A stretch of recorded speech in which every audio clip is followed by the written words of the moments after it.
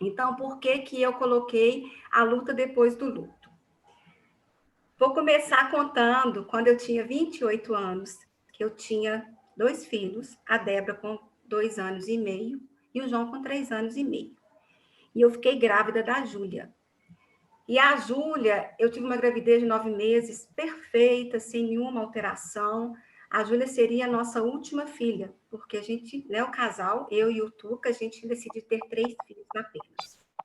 E Júlia, eu vivi uma gravidez, assim, fantástica, que eu estava no auge da minha vida, naquela época. Eu estava com 28 anos, trabalhava numa empresa de Minas Gerais de renome, era psicóloga lá, e estava super feliz no meu casamento, na minha vida pessoal, com meus 2 pituquinhos, né, Débora e João Lucas, e estava plena.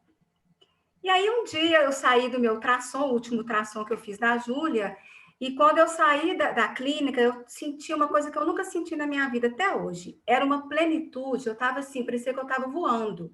Eu estava completa.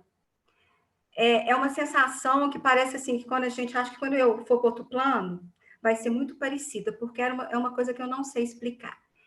E naquela semana mesmo, a minha médica viajou. Eu estava na 37ª semana, iria até a 39ª, provavelmente. Minha médica viajou 4 dias, 5 dias. E no dia seguinte, o meu marido foi fazer uma vasectomia.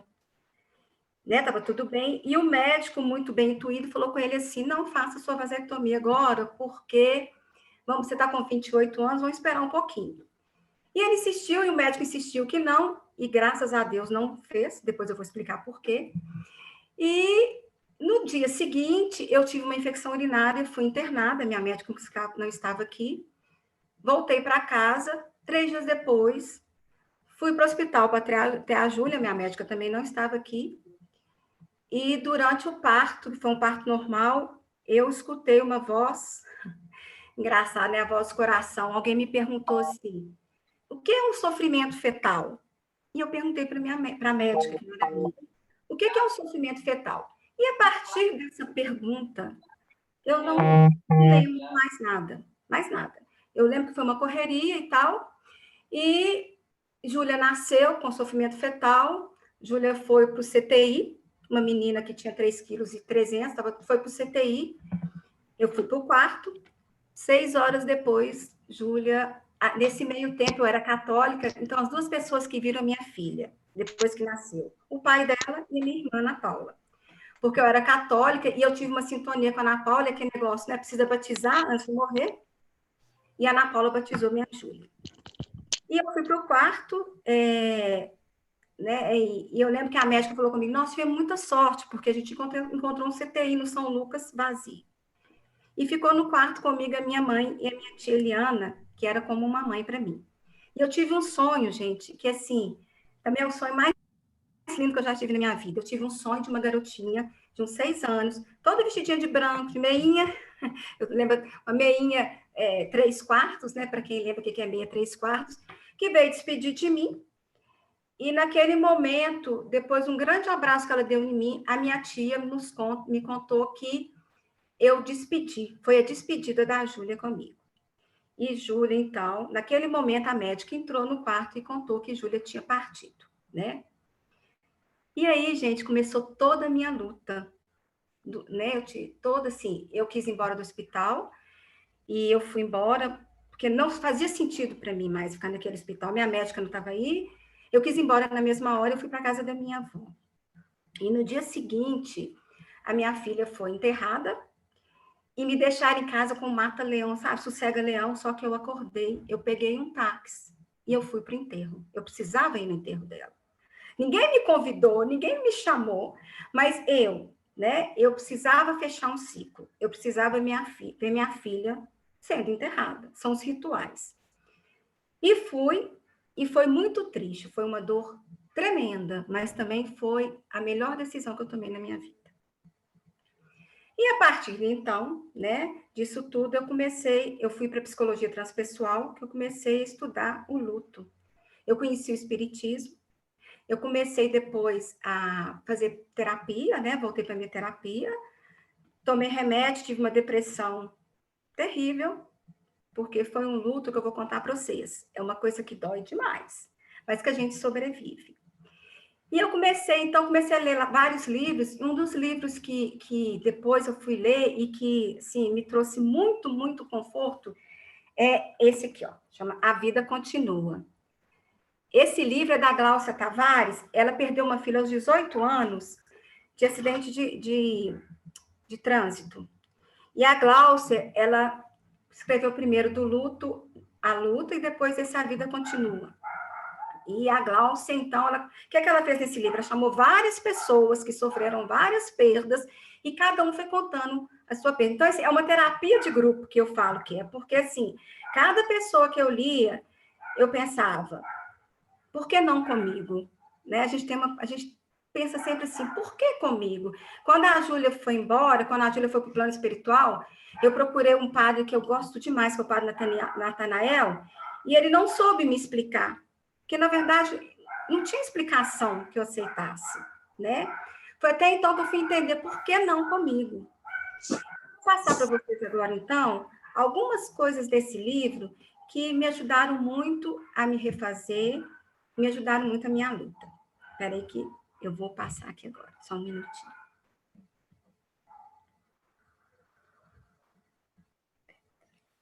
Vocês estão vendo? Tá dando para ver? Sim, aí tá sim. Coloca no modo apresentação, que tá no modo... Você sabe colocar? Isso. Ficou bom? Isso, Tá ótimo.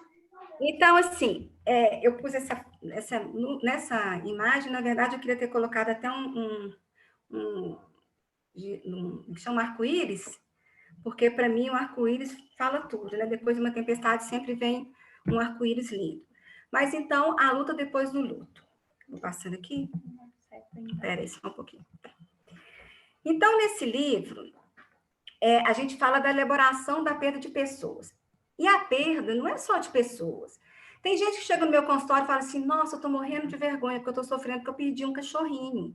E tem tanta gente que perdeu o filho, e eu acolho, gente, porque, na verdade, perder pessoas, perder animais, perder sonhos, sempre é um sofrimento muito grande, né? Então, a gente precisa elaborar essas perdas.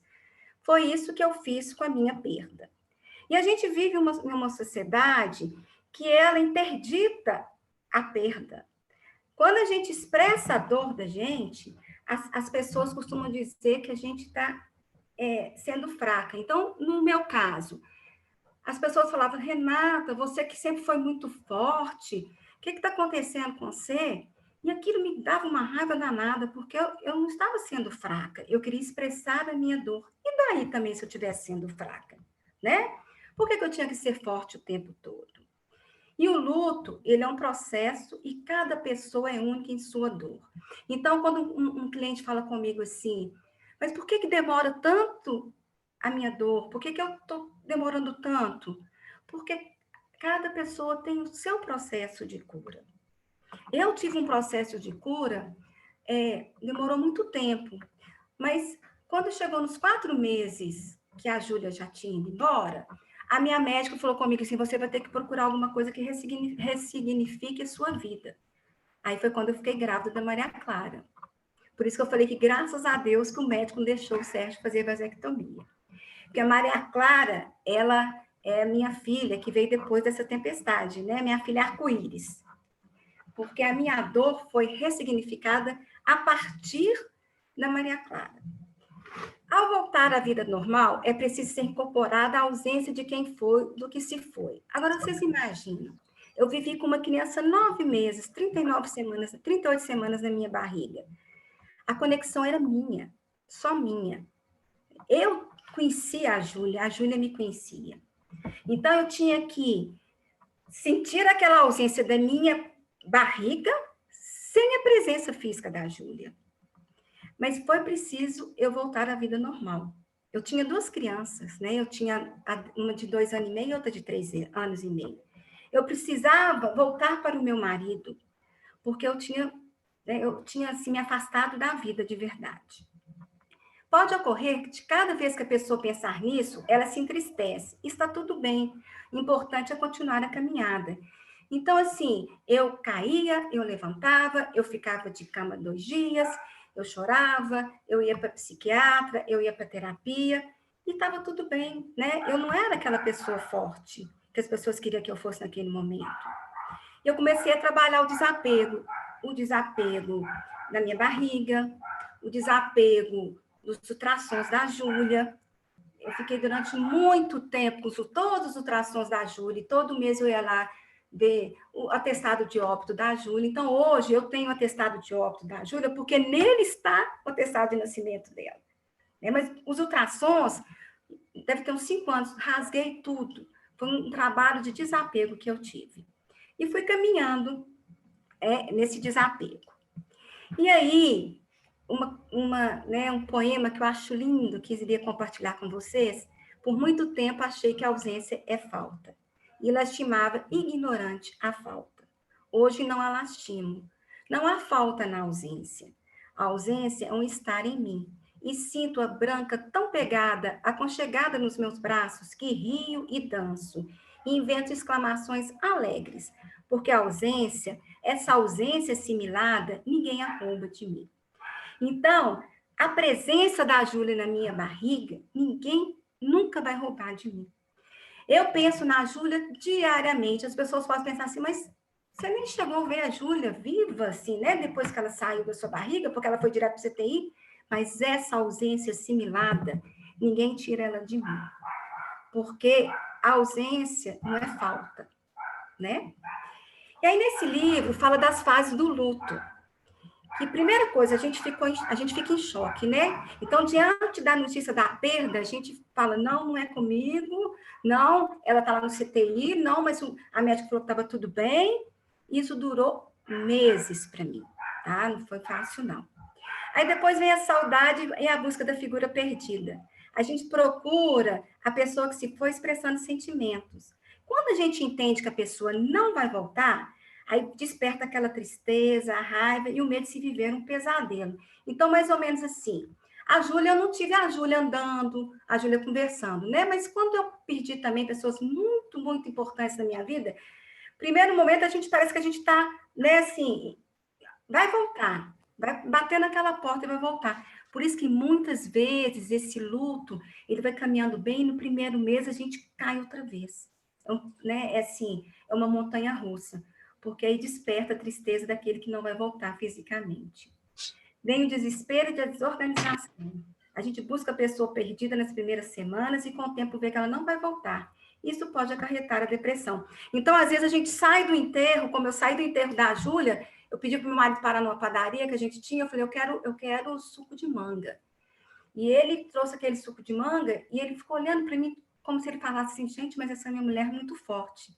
Depois daquilo, depois daquele suco de manga, que assim, eu estou falando dele que é uma coisa simples, qualquer pessoa para uma padaria, como um pão de queijo, toma um suco de manga, eu entrei numa depressão danada, porque o tempo passou.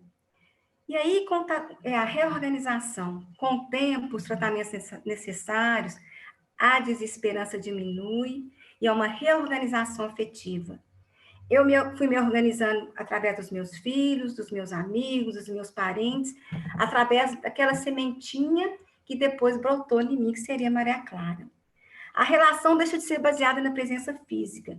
Não é o desapego à pessoa amada, e sim a integração a partir da morte. Então, aquela culpa que a gente fala assim, nossa, mas eu estou melhorando, mas como assim? Tem 4 meses que minha filha morreu, eu estou aqui vendo um filme?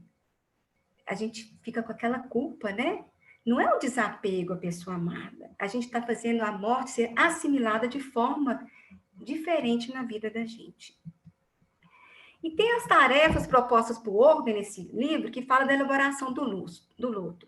Aceitar que a morte ocorreu, lidar com o impacto emocional dessa situação, adaptar-se com a ausência física, reposicionar a pessoa em sua vida emocional. Então, a Júlia, depois que a Júlia voltou para o plano espiritual, qual que foi a posição dela na minha vida? Eu sentia ela o tempo todo perto de mim, o tempo todo, né? Todo ano, a Júlia nasceu dia 31 de janeiro, a Júlia faria 27 anos.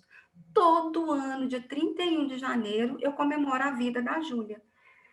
Você comemora a morte dela no dia 1º? Não, não comemoro. Eu comemoro a vida da Júlia, né? A morte para a Júlia foi a volta dela ao plano espiritual. Então, 31 de janeiro, batata, gente, eu reposicionei a Júlia assim na minha vida. Eu comemoro. Dentro de mim, eu canto parabéns para ela e falo com ela assim: o que você anda fazendo aí, né, menina? Não, né, não vi você crescer, mas como é que você anda por aí? Com quem que você tem encontrado aí? E assim eu vou me reposicionando com essa dor que foi elaborada de uma forma muito intensa na minha vida. Encontrar maneiras de resgatar as memórias e retomar a vida. Que memórias que eu tinha da Júlia? Nenhuma, né, gente? Eu tinha memórias da Júlia, ela mexendo na minha barriga. Eu tinha memórias da Júlia com os ultrassons, que na minha época eram terríveis, né? Que nem esse agora que é 4D, que a gente vê até o narizinho da criança. Então, memórias da Júlia eu fui criando. A memória da Júlia que eu tenho é o sonho que eu tive com ela. A menininha de 6 anos, toda de branquinho, que veio me visitar. E sempre lembrando que cada um tem o seu tempo. Cada um tem o seu tempo para elaborar essa dor. Aí os tipos de luto, né? Tem o antecipatório, que os doentes terminais, que a gente vai vendo a pessoa que a gente gosta, que ela vai definhando essas doenças, câncer, né? Essas doenças mais sérias, e a gente pode despedir daquelas pessoas naquele momento. É importante que, nesse momento, a gente deixe o paciente falar de seus sentimentos e do medo da morte. A gente tem uma mania, quando a pessoa está ruim, a gente sabe que ela vai desencarnar, e a pessoa vai falar de gente, não, bobagem, não, você não vai morrer, não. Gente, deixa a pessoa falar da morte, né? Deixa a pessoa falar, tô com medo, eu não quero morrer. Acolha aquilo e viva aquilo com a pessoa. Vai despedindo aos poucos. É fácil? Não, já tive também. Minha madrinha tão querida, que é a minha tia que estava comigo lá no hospital, quando a Júlia me visitou. Foi um processo muito dolorido, mas a gente vai despedindo dia a dia. Luto de crianças, né? Como a gente tem uma mania de negar a morte, a gente esconde isso das crianças. Então, vou contar para vocês dentro da minha experiência. Quando eu cheguei em casa, no mesmo dia que a Júlia morreu, estava na porta me esperando a Débora, com as duas merechiquinhas, ela tinha 2 anos e meio, e o João, que sempre foi mais tímido, atrás dela com 3 anos e meio. Eu numa dor física e emocional que não tinha igual. E a Débora me perguntou, mamãe, cadê a Júlia? Eu tive que abaixar, né? Ficar na altura dela e dizer para ela, olha, a Julinha não vem. A Julinha foi morar com o anjinho da guarda dela. E aquilo me matou. Agora, eu não, né, assim, eu me emocionei, mas eu tive que falar com ela. Eu ia falar com ela, sua irmã vai chegar daqui a pouco? Sua irmã ficou no hospital? Ela viajou? Foi com o médico? Não, eu encontrei uma força que eu acho que, né, é do meu anjo da guarda mesmo, meu mentor. Diz para ela, sua irmã foi embora e a gente não vai ver mais a sua irmã. É importante, quando possível, é lógico que eu não levei meus 2 meninos no velório, porque nem eu sabia que eu iria. Mas é importante as crianças participar de rituais, como enterro e velório. Desde que isso seja, sim, tranquilo para quem os levar, né? Porque você tem que esclarecer o que está acontecendo. Para a Débora e para o João, eu esclareci que a irmãzinha não viria mais. Eles tiveram que desmanchar comigo o berço, porque foi a única coisa que esqueceram de desmanchar dentro da minha casa. Minha mãe, coitada, minha mãe fez de tudo, foi lá, minha irmã, todo mundo. Mas o berço ficou. Então, foi um ritual de desmanche do berço. Os meus 2 petitinhos e o Tuca. O luto não reconhecido. A pessoa não autoriza o seu processo de luto. Ela coloca tudo debaixo do tapete.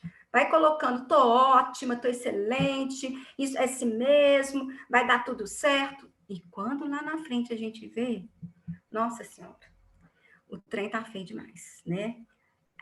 Aí vem o câncer, vem a depressão profunda. Então, vamos reconhecer o luto. Vamos entender que é importante o luto, seja de um filho, de um parente, de um amigo, de um cachorrinho. A minha cachorra morreu, minha labradora tem 7 meses, eu chorei, e nem tão apegada dela eu era assim. Eu chorei todos os meus lutos com ela, ainda mais nessa pandemia. Essa pandemia matou um monte de sonho, e eu tenho chorado esses meus lutos também. Eu queria entrar num tema que é difícil para as pessoas, que é sobre suicídio. O suicídio, muitas vezes no grupo familiar, ele é um segredo, não se fala do assunto. Os enlutados, não sei se vocês sabem, mas assim, eles falam, as famílias dos suicidas são sobreviventes, porque é intenso o processo de luto. Existe uma culpa imensa, né? E ainda tem algumas rituais religiões que trazem essa negação desses rituais. E ritual é tão importante, né, gente? Traz um sentimento de pertencimento tão grande. É preciso acolher o sentimento.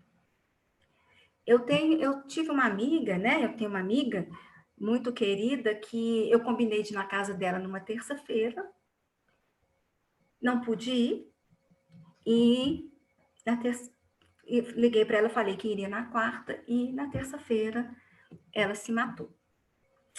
E aquilo para mim, porque aí vem aqueles, se eu tivesse ido, foi a morte para mim, né? Porque a gente traz essa culpa para a gente, o que eu poderia ter feito? Ali a Luft fala de uma coisa muito, muito interessante, ela fala, perder dói, e a perda pelo suicídio dói demais. Por quê, gente? Porque os cis martirizam, né? E depois vem os porquês. Se eu tivesse estado lá, mas por que eu não reparei? Mas, gente, não é possível que eu não vi isso. E aí acaba também vindo uma coisa que chama a raiva pelo que o outro fez, que é muito normal, a raiva. Mas por que que fulano fez isso? Por que que fulano não disse o que que ele queria? Né? Então, olha que processo intenso de luto. Vem a culpa, vem o medo e vem a raiva. Quando uma pessoa comete suicídio, as respostas todas vão com ela. Todas. E aí, aos enlutados em consequência do suicídio, fica o desafio de vencer a dor, a saudade, a culpa, a raiva, as autorrecriminações, né? É preciso buscar ressignificar essa perda, a fim da gente continuar a caminhada pela vida. Para que a gente honre aquele que nos amava muito, mas que em algum momento a sua dor foi tão pesada a ponto de ser mais forte que o amor que nos unia. Gente, mas por que que ele fez isso? A vida dela era tão boa, o que que aconteceu? Mas ele não pensou na gente? Gente, vamos honrar as pessoas que tiraram a sua vida. Não significa que ela não nos amava. Significa que a dor era muito grande. E como é que a gente honra isso? Ressignificando essa perda, ressignificando a ausência dessa pessoa na nossa vida. É preciso que disfarcemos algumas crenças. A primeira delas é que temos culpa. Solomon, escritor americano, nos fala que o oposto da tristeza e depressão não é a felicidade, é a vitalidade. A gente honra os nossos mortos através da vitalidade. Ele nos propõe mobilizar o amor, buscar a ajuda daqueles que nos fazem bem. Então, diante de mortes assim, que são tão intensas, tão de repente, mortes de um suicida, mortes da minha Júlia, que foi de repente, você pensa bem, não há uma comparação, mas o suicida, ele está aqui com a gente agora, daqui a um minuto ele não está mais. A Júlia estava comigo 39 semanas, e de repente não estava mais depois de 6 horas. Então, vamos mobilizar esse amor e buscar a ajuda das pessoas que a gente ama, das pessoas que amavam junto com a gente, as pessoas que se foram. E aí eu vou falar com vocês do cuidado, né? E para falar do cuidado, eu vou ler uma historinha. Certo dia, ao atravessar um rio, Cuidado viu um pedaço de barro. Logo teve uma ideia inspirada. Tomou um pouco do barro e começou a dar-lhe forma. Enquanto contemplava o que havia feito, apareceu Júpiter. Cuidado pediu-lhe que soprasse espírito nele, o que Júpiter fez de bom grado. Quando, porém, Cuidado quis dar um nome à criatura que havia moldado, Júpiter o proibiu. Exigiu que fosse imposto o seu nome. Enquanto Júpiter e Cuidado discutia, surgiu de repente a Terra. Quis também ela conferir o seu nome à criatura, pois fora feita de barro, material do corpo da Terra. Originou-se então uma discussão generalizada. De comum acordo, pedir a Saturno que funcionasse como árbitro. Esse tomou a seguinte decisão que pareceu muito justa.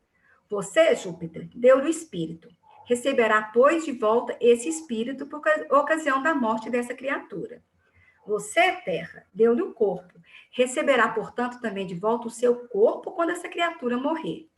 Mas como você, Cuidado, foi quem foi o primeiro a moldar a criatura, ficará sob seus cuidados enquanto ela viver. E uma vez que entre nós há acalorada discussão acerca do nome, decido eu. essa criatura será chamada homem. Isto é, feita de humus, que significa terra fértil. Então, gente, o poder do cuidado ele cura. Né? O cuidado, ele traz toda a felicidade que a gente precisa. Vamos nos cuidar nas nossas faltas, vamos nos cuidar nos nossos lutos.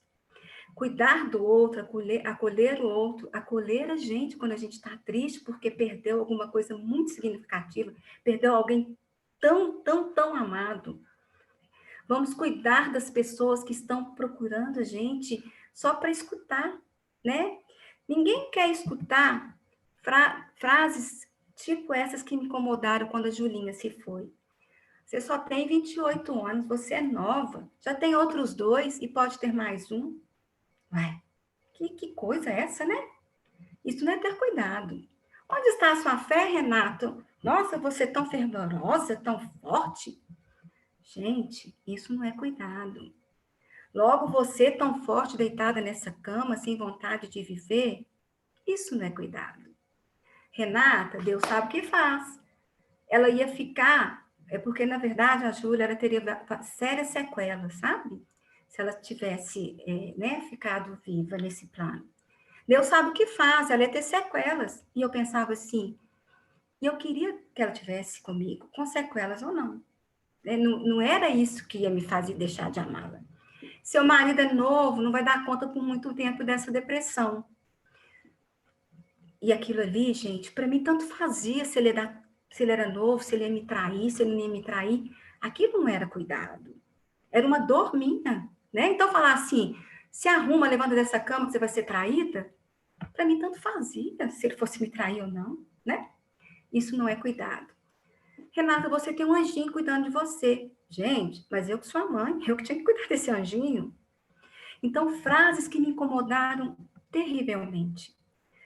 Ah, as pessoas não sabem o que falar, então não fala nada. A gente não tem que falar nada pro luto do outro. A gente tem que ter cuidado, acolher. Outro dia eu estava, Débora, dentro de assunto rapidinho, vou contar. Débora, minha filha, teve neném e ela passou por momentos muito difíceis. Aí, quando eu começava a chorar aqui, eu olhava pro meu marido, o Tuca, aí ele com aquela cara assim, não estou sabendo o que fazer. Eu falei, eu vou ligar para minha amiga. Eu liguei para a Paty. Paty está assistindo. Eu falei, Paty, deixa eu só chorar, por favor. Só chorar, porque ninguém me deixa chorar. E é isso, ela me deixou chorar. Aí uma hora ela brincou assim, então agora chega. Eu falei, não, agora não chega. Não, então assim, é o cuidado que a Paty teve comigo, né? Isso é o cuidado. A frase que mais me fortaleceu, a dor é inevitável, o sofrimento é opcional. Eu não sei se é do caso do Irmão de Andrade, já ouvi falar que é o Buda que falou, enfim, não interessa de quem seja. Minha tia Márcia, que também já teve um processo de doença muito sério e também não está nesse plano mais. Um dia, chorando, ela falou comigo, pode chorar, porque a dor a gente sente, mas o sofrimento, você vai ter ele eterno se você quiser. E foi quando, gente, eu decidi realmente que a dor era inevitável, mas que eu podia reelaborar esse sentimento. A saudade eterniza a presença de quem se foi. Com o tempo, essa dor se aquieta, e aquieta mesmo, gente. Demora, mas é aquieta. Se transforma em silêncio que espera, pelos braços da vida de um reencontrar. Seu padre Fábio de Mello. E somos eternos aprendizes, podemos ser aprendedores. A gente pode aprender com as nossas dores. A gente é como uma borboleta. Eu fiquei no meu casulo, eu me reelaborei, eu me ressignifiquei, eu fui para o consultório logo depois, eu trabalhava na Copasa. E hoje eu sou uma borboleta que sempre está voltando para o seu casulo, está aprendendo com as minhas dores. Eu sempre aprendo com as minhas dores. E era isso que eu queria contar para vocês, tá? Que a gente pode lutar, sim, mas que cada um tem o seu jeito de lutar. Então, assim, demora. Para alguns, pouco tempo. Para outros, muito tempo. O importante é a gente entender que a gente pode se ressignificar e que a vida é assim, né? Que a vida é uma eterna esperança. E hoje, quando eu falo para vocês, eu também estou dedicando essa minha fala a todos aqueles que perderam alguém nessa vida com Covid, tá? A todos eles. o meu abraço, o meu beijo e dizer que não é fácil a gente caminhar sem alguém que a gente gosta, mas é possível. Um beijo no coração de vocês.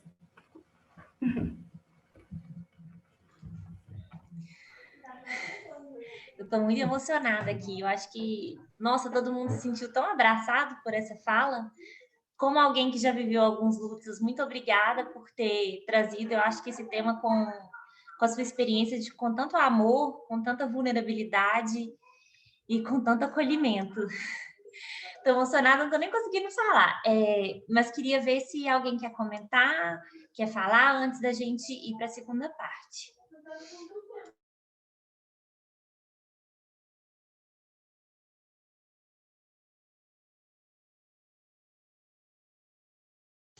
Eu, né? Claro que eu quero falar.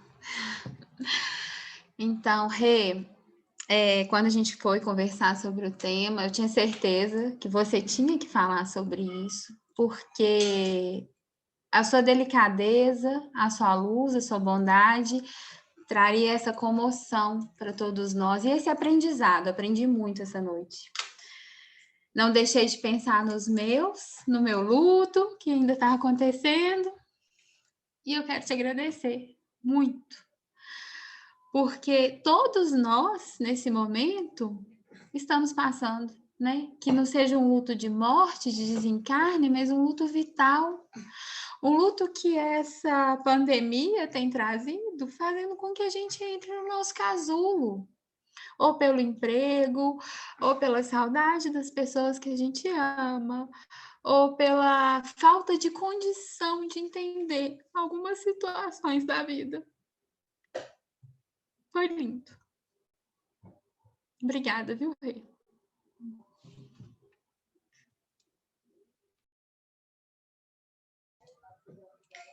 Enquanto a Fê se recompõe, né? Já que a segunda parte é com ela, alguém quer fazer mais algum comentário? A gente está vendo aí alguns aqui no chat, mas alguém quer abrir o microfone? Eu vou falar uma coisa aqui. Ano passado, antes da pandemia, eu fui fazer uma hipnose com a Fernanda. E a minha hipnose foi muito em função do meu luto, né? Eu já tinha elaborado tudo, mas assim, foi lindo. Porque eu me despedi mais uma vez, né, Fê, da minha filha. Então, assim, é só agradecimento mesmo, porque foi. E eu, assim, vou confessar para vocês, eu falava, gente, eu não acredito nesse trem de hipnose, não. Ah, danada, fui lá.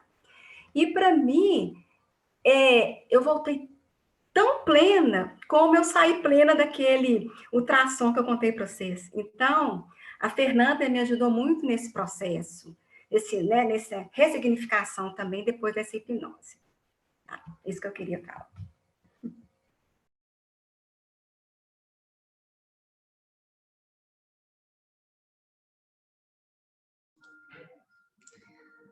O meu sentimento é que várias dores aqui foram acolhidas, né, com esse relato, assim, com tanta sensibilidade.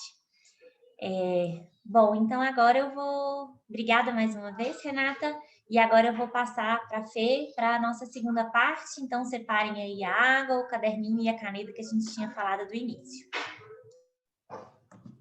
Bom, uau! Fazer essa segunda parte agora não vai ser nada fácil.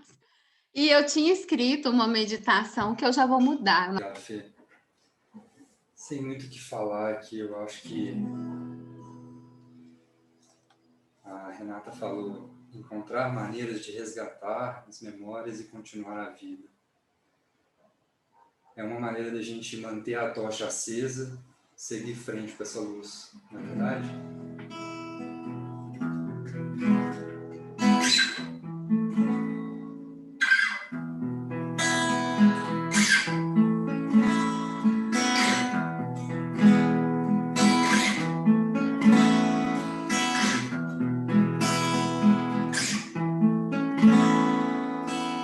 O som tá saindo bem? Terminada a festa, de repente a emoção de cantar lado a lado com a inspiração.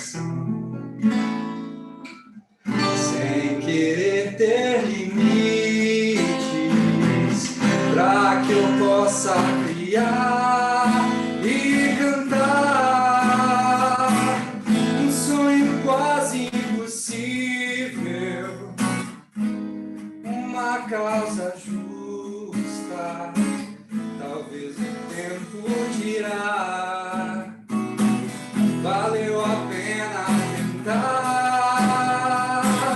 quero ter um paraíso, um verso fofo, quem sabe a voz vai ficar ecoada nos cantos da sala que serve o sol,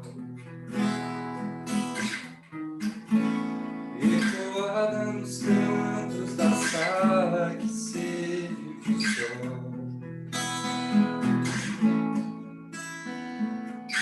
como velando o sono dos que já foram dormir, manter a tocha acesa, que é a luz que vamos seguir. É por isso que eu canto, pra que eu possa sonhar e cantar um sonho quase impossível, uma causa justa, talvez o tempo virá, valeu a pena tentar, quero ter um paraíso, um verso fofo, quem sabe a voz vai ficar ecoada nos cantos da sala que serve de sol, ecoada nos cantos da sala que serve